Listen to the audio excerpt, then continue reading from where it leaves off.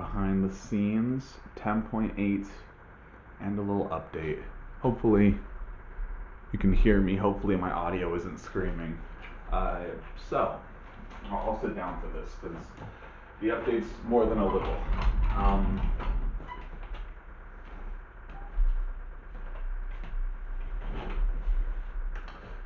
I'm behind.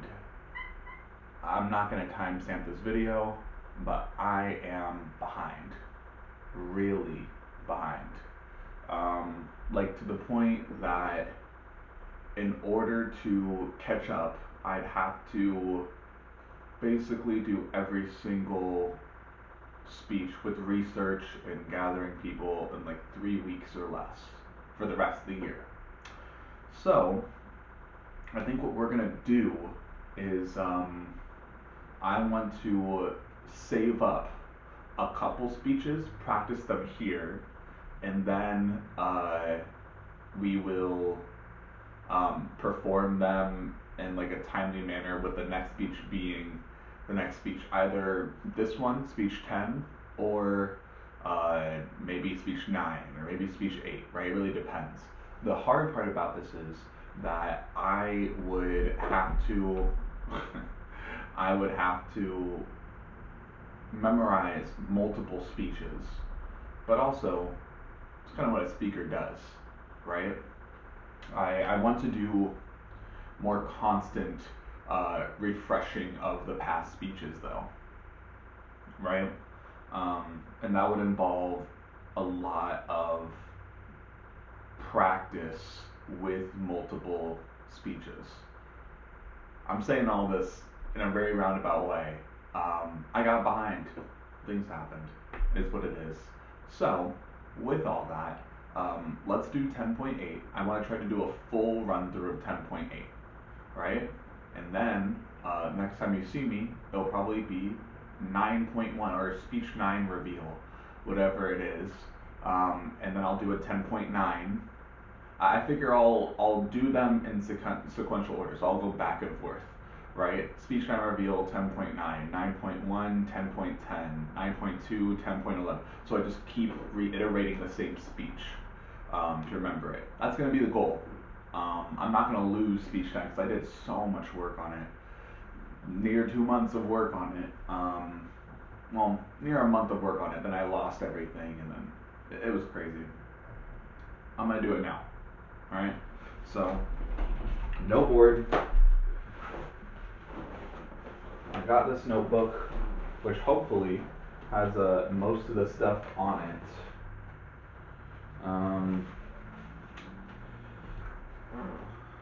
Hopefully. Okay. I think I added some stuff, and then I also did not get the ending aspect on there. But it's okay. Here we go. We'll just do a dry run. Let's just do this. Hello? Oh, again, not a camera, at the audience. Hello? Thank you all for coming today. I need some music. Hey Google, play jazz.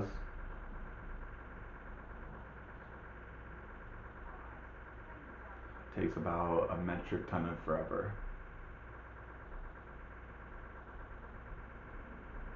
Hey Google, volume 30%.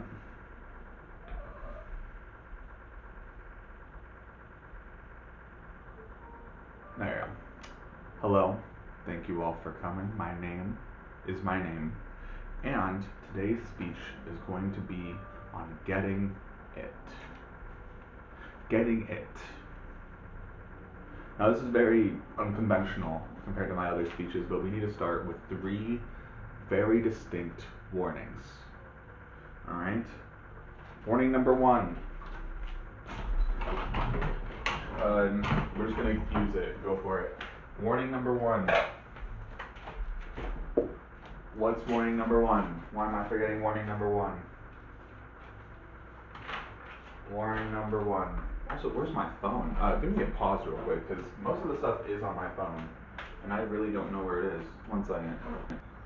Well, it took me forever to find my phone, and then even longer for it to charge, and then an adequate amount of time to remember, because on my phone you can't even see the 3 warnings, but to remember the 3 warnings just as I started to write them down.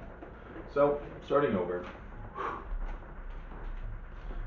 Hello. Thank you all for coming. My name is my name, and today's speech is going to be on getting it.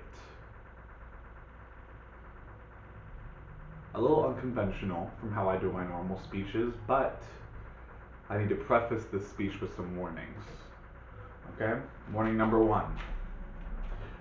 Getting it has never been done never been researched, never been proven. There's no article, song, movie, film, literal piece of artwork that explains getting it, or has attempted to. So this is all off the cuff. This is all me. Number 2. Getting it is something truly that I am not able to control. Right? And in that way, I don't know if it can be given. I don't know if people are born with getting it, if they obtain getting it, if they lose getting it. I just don't know. Warning number 3. This is all, of course, subjective. Remember last speech? How long ago that last speech was? Remember how last speech we talked about the idea, or sorry, the 2 speeches ago, we talked about the idea of the subjective versus objective, right? And how it's all fit into a subjective point of view. You all might get it, and I might not, right? Maybe everybody else in the world gets it, and I don't. It's not true. I do get it, but it's still, the sentiment applies, all right? Take it with a grain of salt. And with that, let's begin. Now, there's 4 steps to getting it. The first step of the 4 is the myth of legacy. It's titled The Myth of Legacy. Second.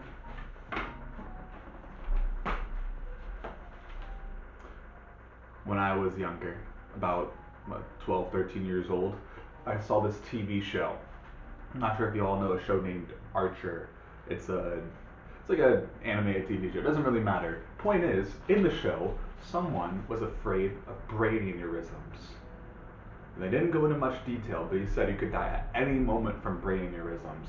So I proceeded to then go into detail, and then I too became afraid of brain aneurysms.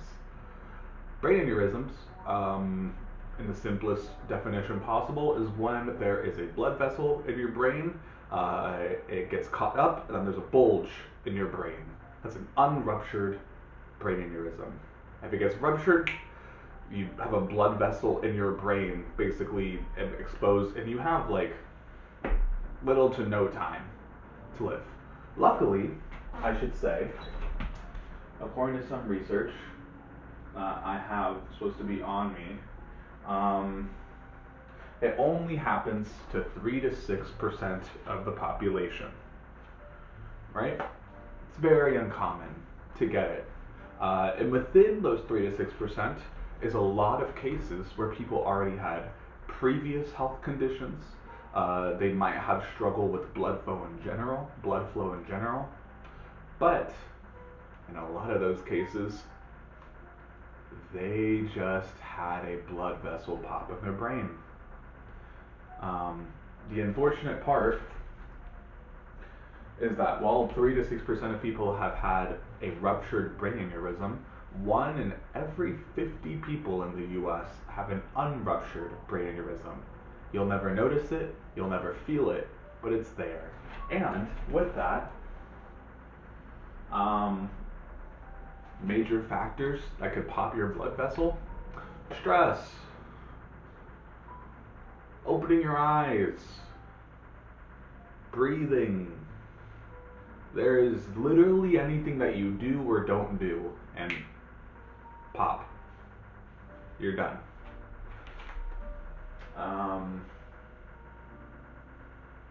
And yeah, if it pops, if it's ruptured, you have little to no chance of living through it. So, going back to my 12, 13-year-old self, right?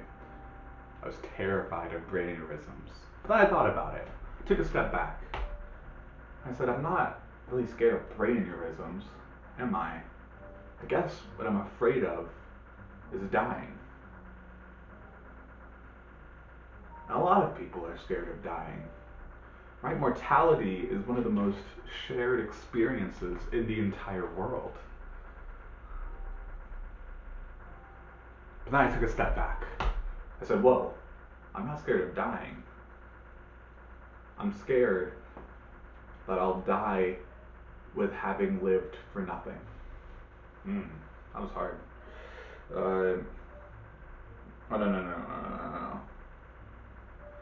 No, let me try one more time. Mortality is one of the most shared experiences in the world.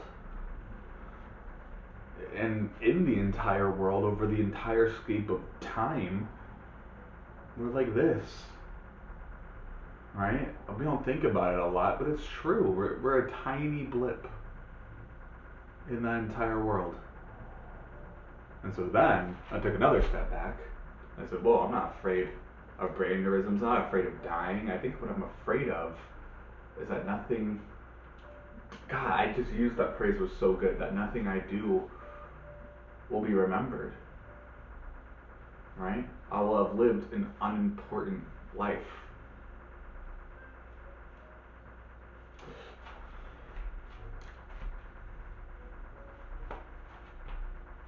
Okay, I will have lived an unimportant life. And this varies across place to place, culture to culture, household to household, right? This idea that what you do matters. A lot of Americans, I can say this as an American, we believe that everything we do matters. That's the truth, right? We were grown up into this culture. But the reality is, a lot of the stuff we do doesn't really matter, right? I would say like most of the things we do don't really matter. One caveat I will say though, the butterfly effect. You all know the butterfly effect, the effect where one small thing that may happen to someone affects others, which affects others, which affects others, then keeps expanding from there. Yes, this exists, but even the butterfly effect cannot... Oh, I'll have a little prop I'll throw out.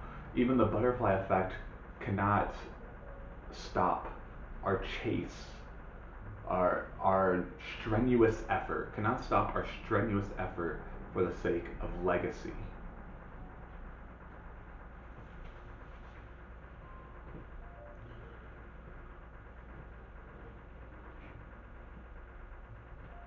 I don't know what that means. Legacy.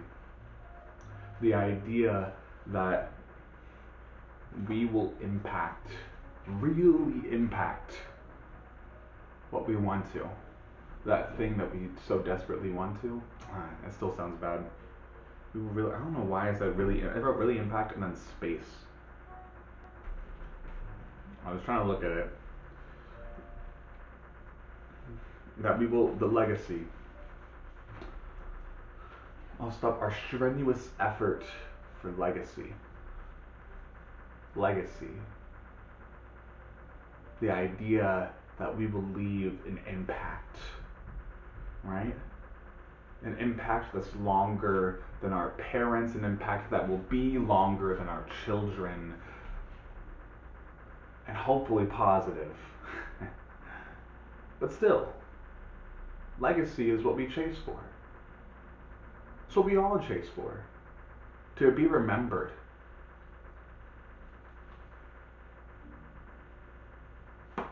But legacy is a trap. Legacy is a trap. A mental trap. When you always are searching to find things to be remembered for, when you're always doing things with the thought of I'm going to leave a legacy, it's then followed up by the thought, of course, that I'm going to be able to see my legacy. Right? The truth is, really, leaving a legacy is never knowing that you've ever left a legacy. You know how artists. You good, bro? Artists, that's hard. I don't like going down that road. I could leave a legacy a little bit more, when we're chasing for something. The myth is that, ooh, real legacy, yeah. Legacy is a trap mentally. When you search, when you strive, when you go for trying to leave a legacy, trying to leave something to be remembered by, it's usually followed up by the idea that you'll be able to see your legacy. Real legacy is never knowing that you have left a legacy, and the myth of legacy is that you will be able to witness it happen in real time.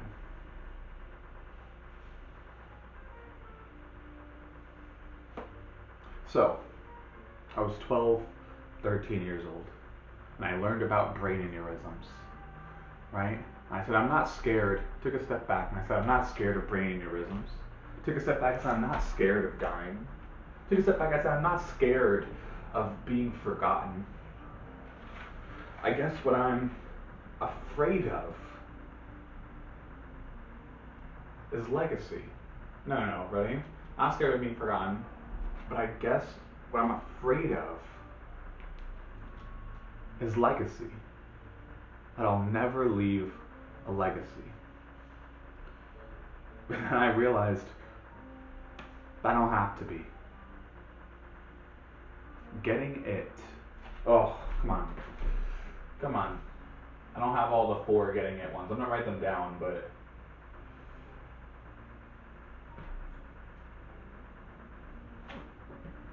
I wrote doing what you want, for lack of a better term. Getting it is doing what you want no matter what.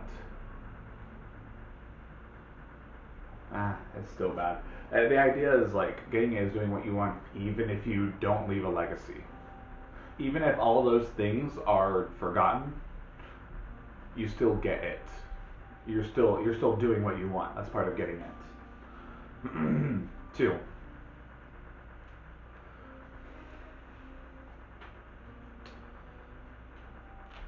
Hello. The second part of getting it is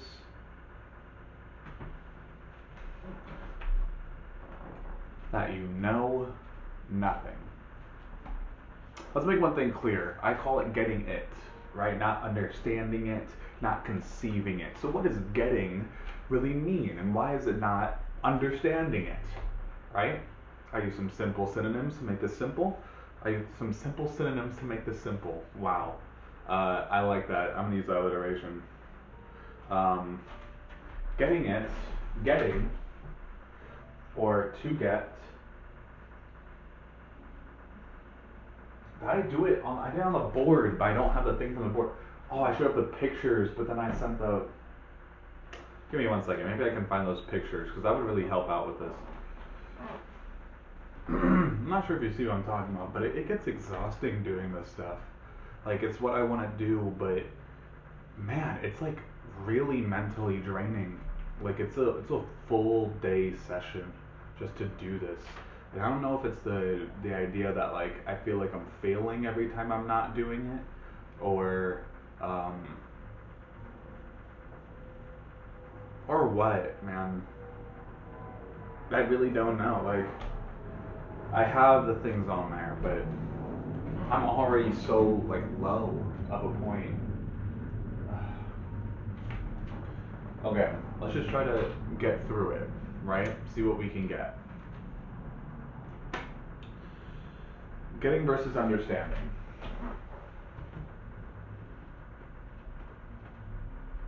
Right? Synonyms of getting, or to get.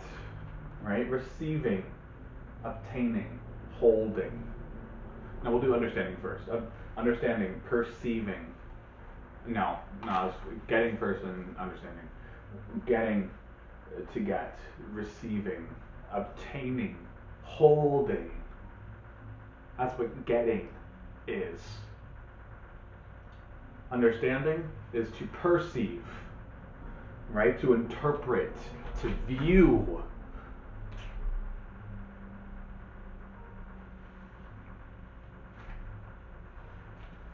And hopefully, through the ingenious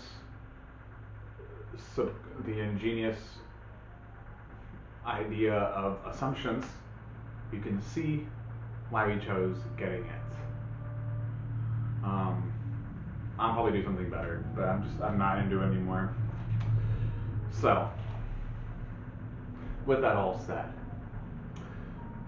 I'm 22 years old. I play tennis. It's a big thing I do.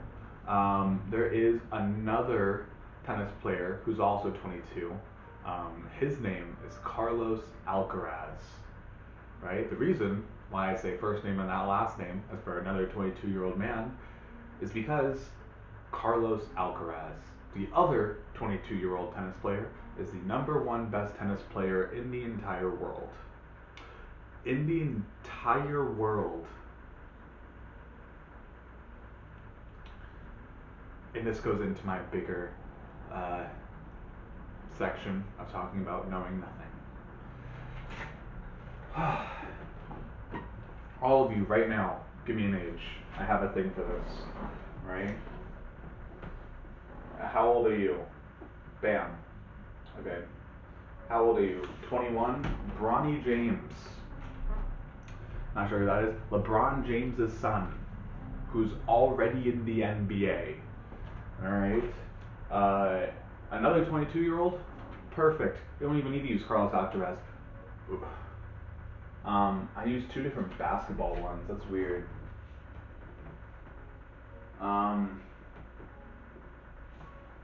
Victor Wembanyama.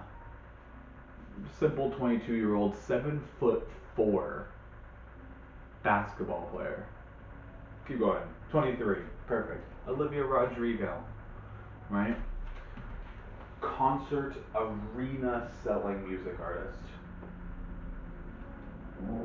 Next one, 24. Jenna Ortega. Next one, 25. Willow Smith. Willow Smith.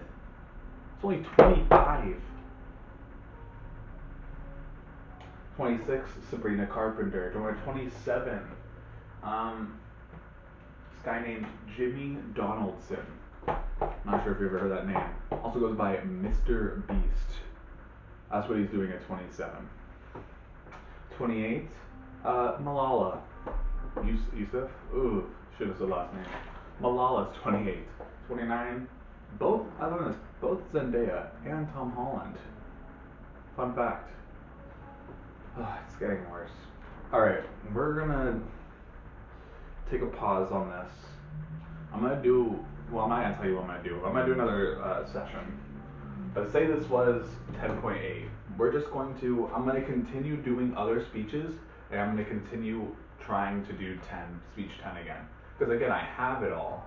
I just need to formulate it into speaking. And I just started off like drained, man. Like I was already halfway there, but between finding my phone, finding all my notes, computer, phone, book, just it's hard putting it in all one place because then I'm gonna lose it all. But they're different things in different places. So I just need to maybe 10 point. How about this? I'll do this at the end of 10.8. I'm gonna make this easier for myself next time, right? Let's put it all on my computer. Seems fair, right? I already have all of it on my phone. The rest of it, well, I actually have it all kind of in order on my book. That was the idea, to have it all be on my book and to memorize all the stuff like what 2 is about, what 3 is about. But then all the extra stuff is on my computer. Oh, it keeps going. It's nonstop. It's nonstop. I'll figure out something, but that is it for now.